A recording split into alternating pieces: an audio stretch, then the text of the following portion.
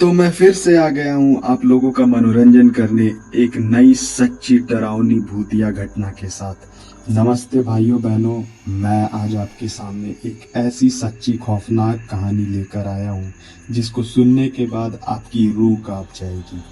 और यह कहानी है एक प्याज रोटी मांगने वाली चुड़ैल की। और मुझे लगता है आप में से कईयों ने इसके बारे में सुना होगा। इस चुड़ैल ने कई शहरों और लोगों के दिलों में दहशत पैदा कर दी थी। तो यह बात है 2006 की। भारतीय राज्य जैसे उत्तर प्रदेश, दिल्ली, मध्य प्रदेश और बिहार में एक बहुत अजीब सी बात फैलने लगी थी जिसे सुनकर लोगों के दिलों में डर बैठ गया था। वहां के लोगों का कहना था कि शाम 6 बजे के बाद पूरे इलाके में डर का माहौल हो जाता था। 6 बजे के बाद एक बूढ़ी औरत लोगों के घरों के बाहर आकर दरवाजे को खटखटाती थी और कहती थी कि मुझे भूख लगी है और प्याज रोटी खाने की मांग करती थी।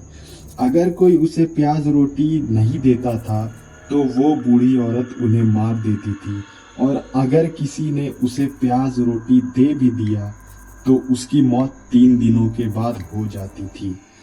फिर इसी डर में सहमे लोगों ने उसका नाम प्याज मांगने वाली चुड़ैल रख दिया।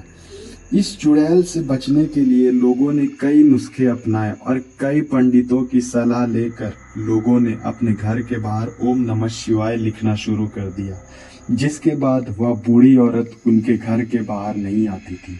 लेकिन अगर किसी के घर के बाहर ओम नमः शिवाय ना लिखा हो तो उनकी जान को खतरा हो जाता था।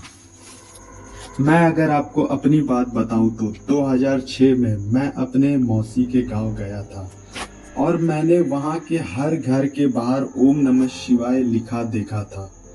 और जब मैंने गांव के लोगों से पूछा कि गांव के सारे घरों के बाहर ये क्यों लिखा है, तो उन्होंने बताया कि रात को गांव में डर का माहौल हो जाता है, क्योंकि रात को गांव में घूमती है एक बूढ़ी औरत, और वह बूढ़ी औरत लोगों से खाना मांगती है, और जो उसे खाना नहीं देता है वह उसे तो मारती ही मारती है, पर जो उसे खाना दे देता है वह उसको भी मार देती है।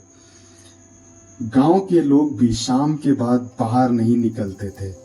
ऐसी घटनाएं 80 के दशक में उत्तराखंड के अल्मोड़ा शहर में भी हुई थी, और यह घटना हर 20 साल के बाद दोहराती है। तो यही थी मेरी भूतिया कहानी, और अगर आपको ये सच्ची भूतिया कहानी अच्छी लगे तो please like and subscribe my channel. मैं आपके सामने ऐसे ही नए वीडियोस रोज लाता रहूंगा, बस आप अपना प्यार दिखाते रहें। Thank you.